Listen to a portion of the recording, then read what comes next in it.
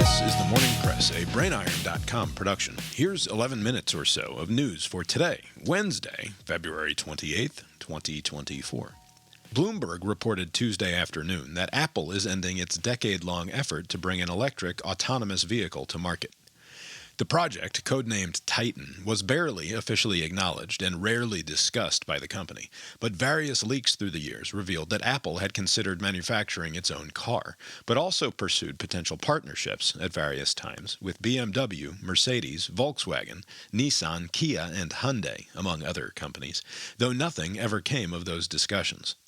As many as 5,000 employees worked on the project as recently as 2018, which CEO Tim Cook described as the, quote, mother of all AI projects, end quote, and the bulk of the remaining workforce will now be shifted to Apple's generative AI research, and some employees will be laid off. A brief editorial aside. Apple has figured out that making cars, especially electric autonomous ones, is very hard. I am disappointed by this news, but not surprised. I think the future of autonomous vehicles will not come from the advances of a single company, but a massive investment in our communications infrastructure that will allow devices that are near one another to talk amongst themselves in real time. Even with dozens of sensors on a car, processing vast amounts of visual information all the time, I think it's asking too much of a machine to demand that it react flawlessly to sudden changes in its immediate environment, without the input of the traffic it's moving through. If, instead, your car is in constant, immediate communication with all the other cars in the vicinity, it can safely redirect much of its processing power to the known unknowns in and around the road. I don't know if it will be 6G wireless networks that give us this capability, but I don't think autonomous driving is coming until we get beyond this concept of individual vehicle autonomy. The cars will have to be working in concert with one another, not on their own. This feels like a moonshot-type project to me, and something absolutely worth pursuing collectively by marshaling government resources to figure out how to build a reliable next-generation network that would, by necessity, have to be highly secure against hacking threats. The economic and quality of life benefits are transformational and almost unthinkable. It would mean the end of traffic, the end of accidents, and a dramatic reduction in the cost of car insurance, if not its elimination as a necessity. The various car companies currently throwing immense piles of cash into the furnace, trying to solve an unsolvable problem, could stop that, and instead throw a fraction of that investment into a government research project that actually has a chance to succeed. We do so little, have so little imagination about what we are able to accomplish collectively, are stuck in a politics and a political and social culture obsessed with individual identity and mistaken notions of genius and specialness, when the obvious fact is that our best innovations are always piled on or outright stolen from the work of others. We are attacking this problem of self-driving cars all wrong, and the reason is right there in the name. We should replace the pipe dream of high-speed transcontinental or regional commuter rail with a project that speaks to the spirit and character of this country, warts and all. We don't want to ride the train together. We want our personal little luxury boxes on wheels that go where we want them to go when we want them to go there. And the best way to have that individualized level of freedom and autonomy is to recognize that we can only get there together, with cars that talk to each other, not to themselves. In Supreme Court news, the court heard arguments Wednesday about the 2018 decision by the Trump administration to reclassify bump stocks as machine guns in order to ban the devices. When fitted to semi-automatic rifles, a bump stock allows a gun to achieve rates of fire of 400 and up to 800 rounds per minute, effectively imitating fully automatic machine guns, which have been illegal since 1986. The device uses the recoil of the first shot fired to cause the trigger to bounce back and forth off the shooter's finger, rather than requiring additional trigger pulls. The device came under greater public scrutiny after a bunch were used in the October 2017 mass shooting in Las Vegas that killed 61 and injured more than 800. A bill introduced to ban bump stocks went nowhere in Congress, and the Trump administration chose to act despite a Justice Department determination that legislation was probably needed. The issue before the court is not so much about the Second Amendment question of the right to bear arms, but, like a number of other cases the court is currently considering, whether federal administrative agencies should be able to wield this sort of rulemaking power. A brief editorial aside. Congress's failure to act to ban these devices in 2017 or 2018 is why we are here. The bump stock is not a machine gun. The ATF and the Justice Department under former President Barack Obama had already made that determination many times since the device's invention. It's also not a gun at all, which means that there is no Second Amendment issue here. Congress, like a number of states, could simply ban the devices by passing a law. A headline at Slate today is insisting that, quote, Amy Coney Barrett gets to decide if machine guns are actually legal, end quote, which is an infuriating headline to read because it takes the responsibility of lawmaking out of the hands of lawmakers and entrusts it to one swing vote on the Supreme Court. The article insists that this is all just part of the conservative war on the administrative state, and that federal law already bans bump stocks because they are machine guns, and simply hand-waves away the fact that the ATF and Dianne Feinstein believed new legislation was necessary. Under the Slate article's understanding of what constitutes a machine gun, my finger and shoulder working in concert to bump fire a weapon, which is possible without a bump stock, would qualify as a machine gun under federal law. Slate would rather argue that conservative gun nuts just want to dismantle the entire rulemaking authority of the executive branch, rather than acknowledge that a law, duly passed by Congress, would solve this problem beyond constitutional judicial review. Nothing was preventing the 117th Congress, under House Speaker Nancy Pelosi, Senate Majority Leader Chuck Schumer, and with President Joe Biden in the White House, from passing a law banning bump stocks, except the political will. Instead, people will be comfortable blaming the Supreme Court for an obviously correct ruling that they don't like, and insisting that this obviously correct decision represents an erosion of the legitimacy of the court, rather than an indictment of the uselessness of Congress. Also on Wednesday, the court announced that it would decide whether former President Trump can be prosecuted on 2020 election interference charges, or if he enjoys, as he claims, absolute immunity from prosecution. Arguments won't be heard until the end of April, with a decision expected before the end of June, making it entirely possible that a trial on the question would be delayed until after the November election.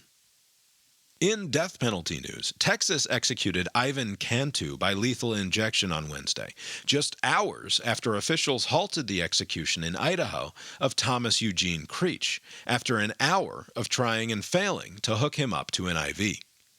There seems to be little doubt about Creech's guilt. He is a convicted serial killer, originally sentenced to die, got his death sentence commuted to life in prison, and, while serving that term, beat a fellow inmate to death, the crime for which he was once again sentenced to die in 1981. Cantu, on the other hand, who was successfully executed in Texas today, insisted until the end that he was innocent of the murders for which he was convicted, and had drawn the support of many anti-death penalty activists, who believed there were legitimate reasons to doubt his guilt. Texas proceeded anyway, and Cantu became the second person to be executed in the United States in 2024. A brief editorial aside, the government should not kill people. In briefer news, Mitch McConnell announced Wednesday that he plans to step down as Republican Senate Conference leader after November elections, ending his record-setting 17-year tenure as Senate leader. The 82-year-old plans to serve out the rest of his Senate term, which expires in 2027, which would bring his Senate career to a close after 42 years in Washington. Marianne Williamson announced Wednesday that she is unsuspending her campaign to become the Democratic nominee for president in 2024. The self-help author and love enthusiast finished third in the Michigan Democratic primary on Tuesday, securing some 22,000 votes. 600,000 fewer than incumbent President Joe Biden, 80,000 fewer than an option voters had to express that they were still uncommitted, but a couple of thousand more than Minnesota Congressman Dean Phillips. And former President Donald Trump won 12 of the available 16 Republican delegates on Tuesday in Michigan's primary, while Nikki Haley received 4, and about 27% of the vote. The Michigan GOP will hold a caucus on Saturday to determine who will receive the state's remaining 39 delegates. Trump is expected to come out well on top in that contest as well. Haley has vowed to stay in the race through Super Tuesday, coming up on March 5th, when more than a dozen states will vote in primaries. Now, here's a look at the weather. An active duty member of the U.S. Air Force died after setting himself on fire outside the Israeli embassy in Washington, D.C. on Sunday. He was 25 years old. He live-streamed himself walking down the sidewalk, declaring in the video that he will no longer be complicit in genocide and that he is about to engage in an extreme form of protest. He then places his cell phone on the ground, walks away from the camera towards the gates outside the embassy, douses himself in some sort of an accelerant from a metal water bottle, and lights himself on fire. He screams "Free Palestine" a number of times while fully engulfed in flames, and eventually collapses to the ground where security guards use extinguishers to put out the fire. He died in the hospital a few hours later. To the extent that I can muster a response to this event, I find myself waffling between a predictable horror and a sort of angry forlornfulness, which suggests to me that I must not be the intended audience. I don't mean to diminish the person, but I find the sheer wastefulness of the act overwhelms all of my attempts to engage with it on terms that would be acceptable to the dead and to those who have sought to lionize him. The extremity of the act demands a response. That was his doing, not mine. But he doesn't get to determine the shape of that response. That's not how human interaction works, and he is no longer around to set the terms of the conversation. And again, that was his doing, not mine. The extremity of the act demands a response, but the response is mine, no one else's. If it matters, and I think it does, I find myself utterly unmoved from my previous positions about the war in Gaza, Israel's efforts to eradicate Hamas, the U.S.'s role in the conflict, and the plight of the Palestinian people. I have expressed plenty of thoughts about all of those things since October 7th, 2023, and this extreme act of protest has no impact, one way or another, on what I think. Again, I don't say that to diminish the person, but I think I do say it to diminish the act, or at least to offer a contradiction to the insistence by some that this was an act of courage, or heroism, or sacrifice. I cannot be persuaded to see that an act of total self-annihilation is anything but an act of wastefulness, of throwing away, of either sincere confusion or illness or plain wrongness. The extremity of the act does not lend legitimacy to the motivation or to the cause. If anything, it undercuts it. I have no interest in plumbing the depths of a dead stranger's psyche from across a wire, of examining his internet post history, or listening to his friends and acquaintances declare equally certain and contradictory statements about his well-being or state of mind. It doesn't matter to me if he was confused or ill or wrong about the world, because he was so tragically mistaken about what to do about it. I have never been persuaded of something simply because someone else was so thoroughly convicted of a belief. What would it say about the things you believed, and how you arrived at those beliefs, and the meaningfulness of those beliefs, if they could be upended by the expressed certainty of someone else? Someone you'll never know. Not by their words or arguments or explanations of new ideas or evidence, just by the fact of their belief. This would not be persuasion at all. This is an acknowledgement that persuasion is impossible, that further conversation is pointless. that all that is left is the spectacle of violence. I don't seek to diminish the person, but I do seek to diminish the act. I believe that the instrumentalization of a human life for political ends is always wrong, is immoral, is a denial of the fundamental dignity of that life, a dignity born of the individuation of a unique consciousness, a rare and precious thing. To turn a life into a cudgel, to wield it like a tool, is to diminish that life. I am never convinced by the certainty of others. I am, and have always been, suspicious of it. I seek to undermine my own whenever I feel it settling in. The most dangerous thing is certainty, because there is never anywhere to go from there. Nothing left to say, nothing left to figure out. And it's such a hard thing to give up once you've grabbed onto it, or it's grabbed onto you. Because it feels like it cost you so much to get there.